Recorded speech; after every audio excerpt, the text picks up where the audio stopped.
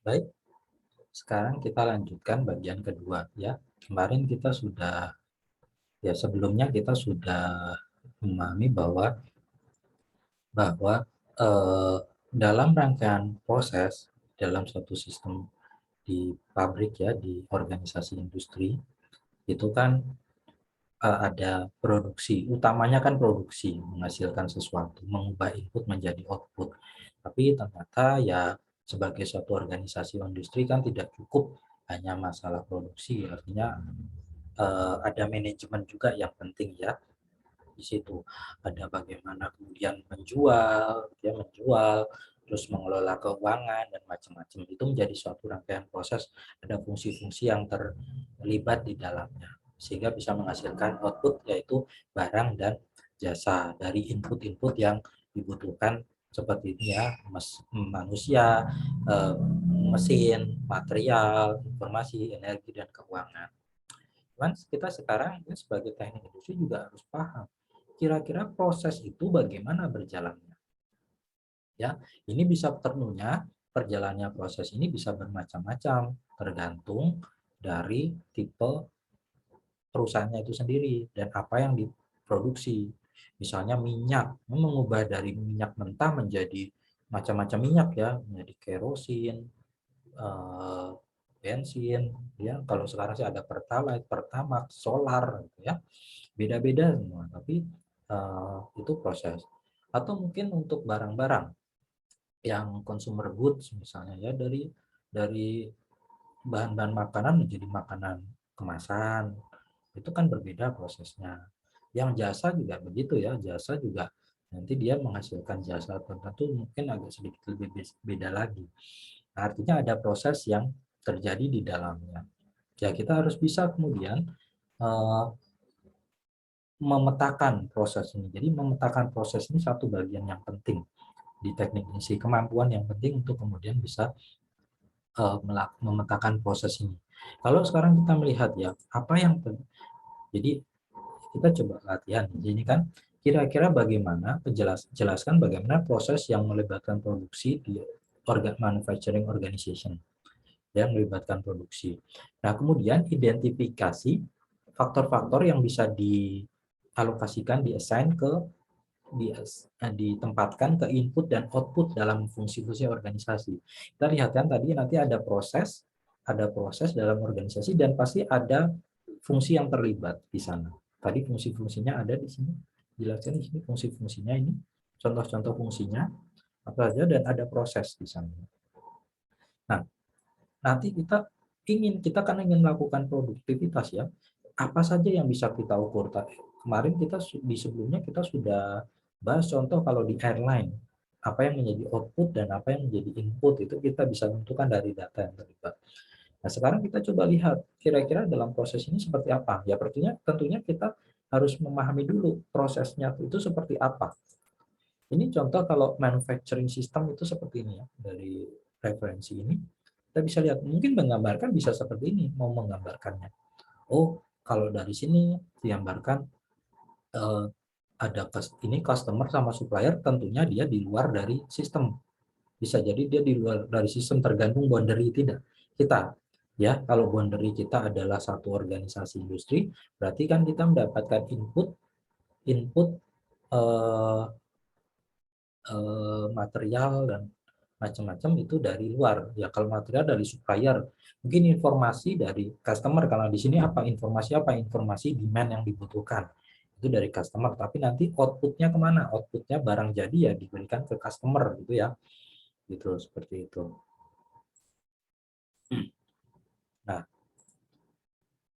ini bisa jadi kalau kita lihat caranya seperti ini. Ini kita bisa menggambarkan apa yang terjadi di manufacturing system. Nah, tapi kalau kita ingin melihat sebenarnya prosesnya, runutannya sih seperti apa. Dari sini seakan-akan bisa juga digambarkan sih, kelihatan, customer ini ke marketing and sales, ya, terus nanti ada marketing and sales, juga ke product design, dari marketingnya ke manufacturing engineering, ke industrial engineering, kemudian ke produksi. Dari sales and marketing, dia juga sekaligus ke production planning and control. Nanti ada inventory and control, customer juga ke inventory control. Nanti dia Setelah diproduksi membutuhkan material dari supplier, melakukan produksi, terus mengirim ke customer, ada quality control. Ini fungsi-fungsi yang terlibat. Nah, dari sini seakan kita bisa menggambarkan.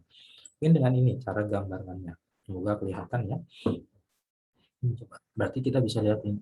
Kalau kita coba lihat ini fungsi-fungsi yang mungkin terjadi dari tadi ya, ada gambar ini. Ya, kita coba inilah. Harusnya bisa jadi ini terserah. Bisa jadi ini berbeda-beda, lebih beda, tidak selalu harus lama seperti ini. Ada yang tergantung, biasanya semakin besar organisasi, struktur organisasinya pun makin kompleks. Ini kita ambil contoh sebuah yang sistem, kita ambil 5 bagian ini. Jadi kita coba, oh 5 bagian ini dari sebuah manufacturing organization, tapi apa saja? Oh di sini kita lihat customer, ini dimulai customer itu memberikan order, sales order ya. Sales order yang kemudian dari sini si sales marketing ini tinggal cek inventory tadi. Cek inventory kan, inventory control tadi, cek inventory ada nggak barangnya. Kalau kalau di sini kan sehingga memberikan keputusan mau produksi atau tidak kan. Kalau ternyata barangnya ada ya nggak perlu produksi, langsung ada dijual, dikirim ke customer. Tapi kalau mungkin kalau eh, tidak ada ya harus produksi kan. Berapa sih yang kurangnya itu harus diketahui berapa. Begitu kita memutuskan mau produksi, kurangnya berapa kan dikirim informasi ke bagian R&D. Atau mungkin nggak harus kurangnya, kalau memang betul-betul nggak ada, kita belum punya barang itu, ya kita harus buat baru, itu kan asumsinya gitu ya. Kita ke desain produk dulu, R&D desain produk, terus nanti kita siapkan manufacturing engineering, komposisi mesinnya gimana, flow-nya harus seperti apa untuk bisa menghasilkan produk ini. Nanti harus kita optimisasi dengan industrial engineering supaya nanti bisa produksinya bisa optimal, maksimal, kita sudah set semuanya. Sekaligus kita juga menentukan kira-kira perencanaan produksinya seperti apa, kapasitas produksinya mau seberapa besar, itu kita sudah tentukan di sini. Kalau kita sudah tentukan kan perencanaan produksinya, ya kita kan butuh material sama butuh tenaga kerja paling utama. Yang lain-lainnya juga butuh ya, yang indirectnya. Tapi untuk material kita bisa ke supplier, minta, kami butuh material seperti ini, supplier akan kirim, ya menerima material. Kita juga butuh tenaga kerja, nah human resource akan rekrut labor. Yang biasanya mungkin di pabrik sudah ada ya, tinggal assign mungkin assign siapa yang ini shift mana. Ya kalau kurang baru rekrut, mungkin oh proyeknya besar nih jadi harus rekrut temporary misalnya. Ini bisa jadi hal itu dilakukan kan. Untuk kemudian melakukan produksi. Habis sudah menerima material, melakukan produksi, yaitu organisasinya juga apa, melakukan produksi, terus dilakukan quality control, udah oke semua, di shipping ya, dikirim ke customer ya. Nanti sesudah itu ya tinggal invoice dan payment. Jadi invoice-nya diberikan ke customer, payment-nya dan nerima payment dari customer, kita membayar ke supplier juga sesuai invoice yang dikirim oleh supplier, dilakukan oleh finance. Di human resource tadi dia juga melakukan selama produksi, dia mungkin melakukan pengukuran perform kinerja. Jadi sehingga dari dasarnya ini kan bisa menentukan wage ya, apa istilahnya, bayaran untuk orang-orangnya itu harus seperti apa. Ini bisa jadi untuk selama produksi. Ini bisa digambarkan semacam ini juga, namanya pakai swim lane. Ini biasanya seperti ini. Jadi jelas dari sini masing-masing fungsi itu kira-kira melakukan apa di sini. Ini proses yang bisa digambarkan untuk satu contoh generik. Bisa jadi ini berubah-ubah semakin detail, tergantung detailnya kan, konteksnya mau apa. Konteksnya di tadi yang saya bilang di tipe apa yang dihasilkan itu bisa jadi berubah-ubah, ini beda-beda setiap organisasi, tapi mungkin umum seperti itu. Nah kemudian ini yang pertama, jawaban pertanyaan yang pertama. Pertanyaan yang kedua kemudian, bagaimana, apa saja yang bisa kita pakai untuk input sama output? Ya tentunya kita gali dari sini. Dari apa aktivitas-aktivitas. Biasanya aktivitas ini kan ada informasi yang terlibat. Misalnya setelah menghasilkan aktivitas tertentu pasti ada hasilnya kan. Itu kan pasti dicatat. Itu kan menjadi sebuah informasi, ada data di situ. Dari data-data. Nah, dari sini di aktivitas ini bisa kita pakai untuk kemudian kita melakukan perhitungan untuk pengukuran produktivitas nantinya, apa yang mau kita tentukan. Contoh misalnya di sisi operasi ini kita lihat. Operasi kita bisa menggunakan production quantity, jadi kuantitas produksi, total yang dihasilkan produksi dibagi inputnya labor quantity. Nah, ini berarti parsial kan, kita ingin lihat perbandingan produktivitas antara produksi, total produksi dengan pemakaian tenaga kerja. Dan di mana labor quantity? Mungkin dari yang direkrut atau di perencanaan produk, di bagian perencanaan. Ya ini ya, perencanaan. Nah, seperti itu. Production quantity, material quantity, defect good, production quantity. Jadi kita dapat production quantity di hasil akhir produksi ya, dari produksi ini. Defect good dari mana? Mungkin dari ini, dari quality control. Ya, berapa yang kemudian rusak, yang defect gitu. Sama yang bagus berapa. Kita bisa lihat seperti itu kan. Ini mungkin tepatnya bukan defect good ya, tepatnya mungkin lebih tepatnya yang bagusnya. Jadi yang setelah dikurangi defect ya, barang apa ya bahasanya yang bagus. Yang seperti itu dipahami tadi, karena dia produk itu kan meningkat. Bagusnya kan output itu banyak. Jadi ini apa istilahnya?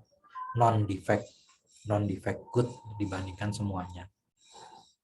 Nah, kemudian ada juga yang human resource. Human resource, dari sisi human resource ini kita bisa melihat total man hours, total pemakaian tenaga kerja, itu pemakaian ya. Kemudian dibagi dengan direct labor cost. Jadi ini kan ini. Jadi tenaga kerja yang bekerja, total man hours yang dipakai dibagi sama rasionya sama biaya tenaga kerja.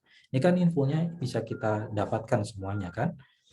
Dari mana? Dari ya ini, dari pengukuran ini, performance measurement selama produksi. Nah, direct labor cost. Terus ini dari direct labor cost ya nanti dari yang dibayarkan, seperti itu untuk gaji. Total labor recruited ya, berapa yang direkrut tadi, ada rekrutmen, ada biaya rekrutmen di sini, mungkin ada biaya rekrutmen bisa kita pakai. Idle time, idlenya ya, ada work hours, ini mungkin apa ya di sini, mungkin bukan yang idle, sama ya, non idle time harusnya bahasanya mungkin. Jadi yang kalau idle kan kebalikannya justru yang nggak dipakai, ini justru yang terpakai yang non idle. Ini supaya lebih ini saja, saya ya agak salah, harusnya non idle, ini non defect. Bisa seperti ini. Nah, kalau sales and marketing, ada total sales, bisa dari sini total sales yang dilakukan sama marketing budget. Marketing kan untuk promosi segala macam, hasil salesnya berapa, marketing budgetnya berapa, kita bisa produktif nggak. Total profit sama number of sales person, mungkin kalau kita pakai butuh tenaga buat menjual gitu, terus ada profitnya berapa, worth it nggak sih kita gitu ya, sebanyak orang itu bisa apa total profit dibagi marketing budget. Ini kan komposisinya terserah, ini bisa kemungkinan yang bisa terjadi. Finance mungkin dari total administration problem solve ya, total administration problem solve, total administration problem case ya, jadi yang diselesaikan sama yang terjadi administrasi problem. Terus total payment receive, total invoice, total payment receipt sama total invoice ya, invoice yang kita keluarkan, berapa pembayaran yang kita dapatkan, seperti itu.